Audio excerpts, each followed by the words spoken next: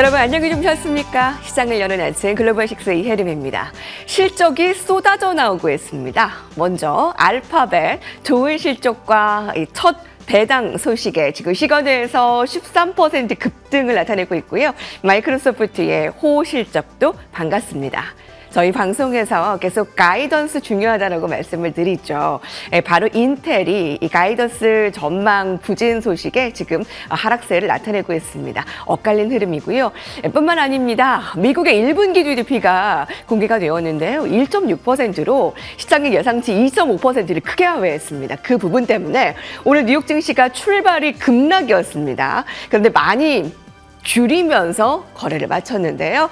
자, 클로징 라이브를 통해서 자세한 분석 듣도록 하겠습니다. 김태수 외신위원 연결합니다. 위원님 안녕하십니까?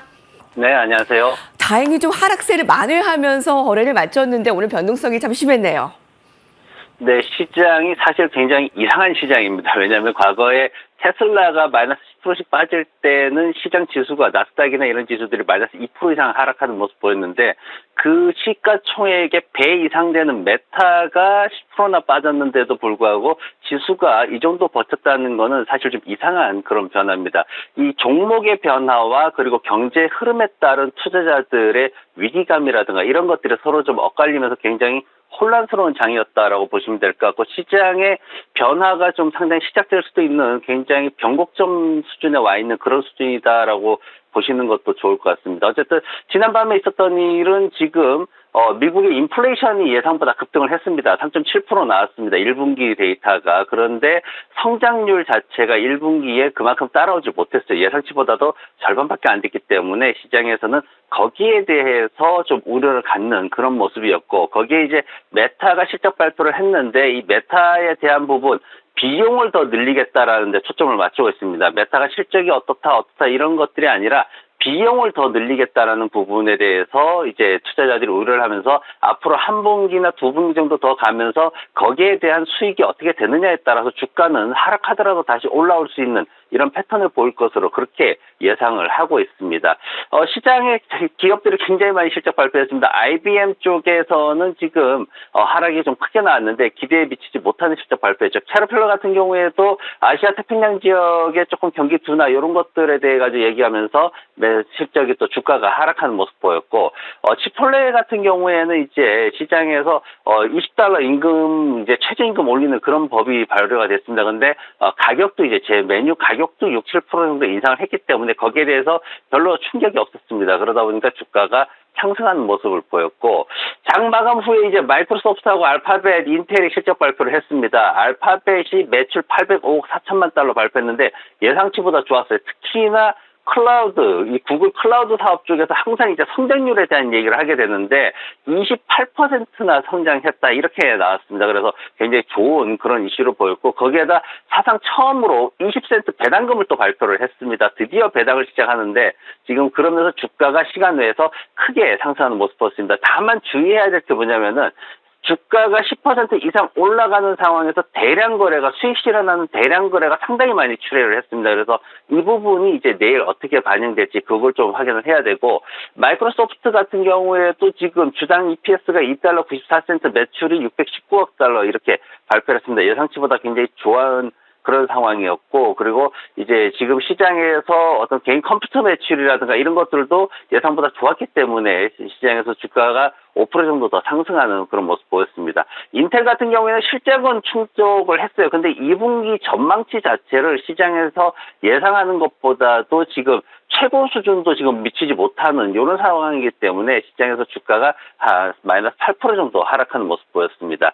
오늘 밤에 이제 대형 정유사들, 쉐브론 같은 정유사들이 실적 발표를 하고 30일 날 아마존닷컴이 있고 5월 2일 날 애플 그리고 14일 날 홈디포 정도 그렇게 대기업들이 이제 실적 발표를 남겨두고 있는 상황이고 지난밤에 미국 성장률이 반토막이 나왔습니다. 제목을 제가 헤드업이라고 했는데 시장이 뭔가 위기 상황에 있을 때 미국에서 이제 유치원 아이들한테 위험에 처하면 헤드업 이제 첫 번째로 가르치는 게 그건데 지금 시장 투자자들도 헤드업을 좀 해야 되는 상황이다라고 보여집니다. 지금 분명하게 이제 눈에 띄는 둔화로 보였는데 오늘 해석된 거는 뭐냐면은 그 전에 강력한 성장이 있었기 때문에 3% 이상의 성장이 있었기 때문에 발생할 수도 있다.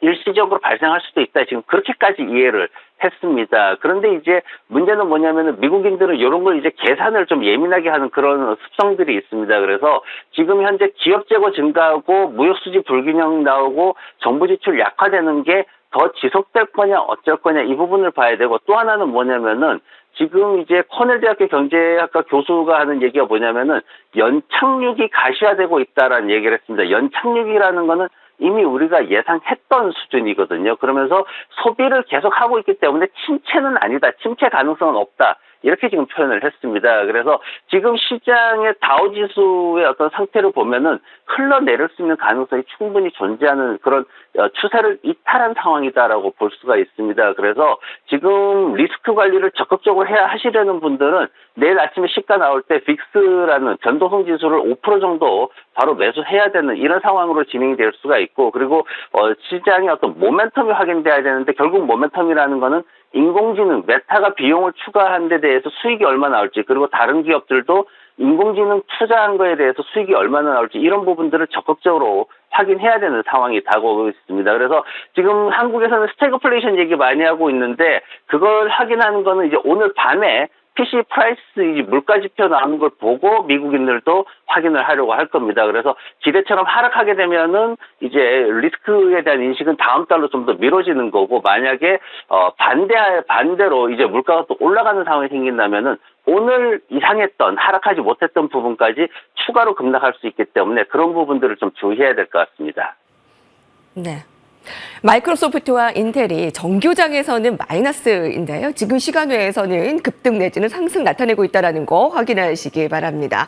1분기 GDP의 반토막, 1.6%, 예상치 2.5%였으면 정말 반토막이 맞는데, 스태그플레이션에 대한 우려, 오늘 밤에 PCL 지표 매우 예의주시됩니다. 자, 업종별 종목별 흐름 살펴볼까요? 네, 메타가 급락하면서 통신 서비스 업종이 한 4% 정도 하락을 했습니다. 그 외 업종들은 사실 뭐 평범했는데, 국제유가가 1% 정도 오르면서 에너지 업종이 좀 오르는 모습 보였고, 헬스케어 업종이 하락을 주도하는 모습 보였습니다. 여객용 항공산업에 대해서 볼 텐데, 항공 쪽 산업에 대해서 굉장히 좀 지지부진한 흐름이 있거든요. 이제 일반 산업 업종에서 분류를 하고 있는데, 소비에 대한 기대감이 그래도 살아있는 시장이기 때문에 지금 고유가가 지속되면서 주가는 바닥에서 지금 박스권 나오고 있는데, 계속해서 기대감이 좀 형성되는 그런 모습을 보이고 있습니다. 아메리칸 에어라인이 2024년도 가이던스 성장을 계속 유지하겠다, 이제 이런 표현을 했는데, 지금 현재 1분기 실적 발표하면서 사실 예상치에 살짝 미치지 못했습니다. 그래서 주가 하락하는 거 아니냐 그랬는데, 전체적인 2024년도 가이던스를 봤을 때 EPS가 $2.25, 그리고 이런 것들을 이제 계속해서 또 매출이나 이런 것들을 유지하는 그런 발표를 했기 때문에, 시장에서는 아무래도 고유가나 이런 우려가 있지만은 그래도 3분기 이후에 흑자 전환을 기대하면서 계속해서 주가가 조금 더 받쳐주는 그런 모습을 보였습니다. 지난밤에 이제 마이크론이 또 정부 지원금을 받는다 이 얘기가 나왔어요. 마이크론이 대출금하고 이제 다 해가 보조금하고 다 해서 136억 4천만 달러인데, 지금 보면은 인텔이 정확적으로 195억 달러 대출이라 그래가지고 시장 대출 이자를 주지 않습니다. 정말 제로에 가까운 그런 수준의 이자율을 가지고 주기 때문에 거의 보조금이나 다름이 없는데, 인텔은 195억 달러 받았죠. 대만 반도체 116억 달러 받았습니다. 근데 마이크론이 지금 나온 게 130억 달러 넘게 지금 또 나오는 이런 상황입니다. 근데 한국의 삼성전자는 얼마 받았느냐? 삼성전자는 64억 달러 대출 지원 없습니다. 그리고 SK하이닉스는 아직도 받지 못했습니다. 어제 SK하이닉스 왜 눌렸냐라고 하시는 분들 많은데, 이런 상황 때문에 눌리고 있는 거예요. 한국에서 좀 더 적극적으로 지원을 해주는 그런 것들이 필요한데, 결국은 이제 미국의 반도체법이라는 게 우리가 좋아할 게 아니라 결국은 뭐냐면은, 미국이 파운드리 산업의 시장 점유율을, 전 세계 시장 점유율을 지금 제로 수준에서 20%까지 끌어올리겠다는 겁니다. 파운드리 산업의 대표적인 회사가 대만 반도체 삼성전자가 있는데, 결국은 삼성전자, SK하이닉스의 시장 점유율을 미국이 뺏어갈 수밖에 없는 상황으로 진행이 된다라는 거예요. 그래서 미국의 반도체법에 의한 파운드리 산업 성장, 여기에 피해국이 결국은 지금 현재 진행되는 상황 보면은, 인텔이나 대만 반도체나 마이크론이 지원금 받는 거 보면은 삼성이나 SK하이닉스가 거기에 희생양이 될 수밖에 없는 그런 상황으로 진행이 될 수가 있습니다. 그래서 한국 정부에서 좀 더 정부 차원의 적극적인 지원이 좀 필요하지 않나 이렇게 보여주는 상황이고, 그리고 또 하나 이제 미국 경제를 생각하실 때 조금 제가 팁을 하나 드리기 위해서 도미노 피자를 가지고 왔습니다. 이 도미노 피자는 다들 아시듯이 유명한 피자 회사입니다. 지금 시장에서 올해 지금 분기 같은 경우에도 EPS가 한 14% 정도 성장할 것이다 이렇게 나오고 있고, 매출 같은 경우에는 한 5% 정도 성장할 것이다 나오고 있는데, 피자와 햄버거로 대표되는 미국의 이 패스트푸드 레스토랑 산업 같은 경우에는 어떠한 경제 상황이나 정치 상황에도 불구하고 조금씩 계속해서 성장하는 그런 구조를 가지고 있습니다. 그래서 소비가 살아있다면 성장을 하게 되는데, 이런 상황이 이제 만약에 이 회사의 매출이 줄어들고 성장이 안 된다라고 말하는 건 어떤 상황이냐면, 한국 같으면은 이제 6,000원짜리 짜장면을 포기를 하고 김밥이나 라면을 먹어야 되는데 그것마저도 구입을 꺼려하는 이런 소비 상황으로 진행되는 굉장히 어려운 상황이다라고 보시면 됩니다. 그래서 미국의 경제가 정말 장기적으로 안 좋고 침체로 가느냐를 볼 때는 이런 피자와 햄버거 회사들의 매출이나 그런 매장 방문 이런 것들을 평가를 하시면은 좀 더 쉽게 이해를 하실 수가 있습니다. 네. 자, 이번에 마이크론 테크놀로지가 61억 달러의 미국의 반도체법에 대한 지원을 받았습니다. 자, 인텔과 TSMC, 삼성 이어서 네 번째로 역대 큰 규모인데, 그 외에 우리나라의 반도체에 대한 지원 조금 더 좀 아쉽다라는 부분도 좀 체크를 해봤습니다. 김태수 외신위원과 함께했습니다. 위원님 감사합니다. 네, 고맙습니다.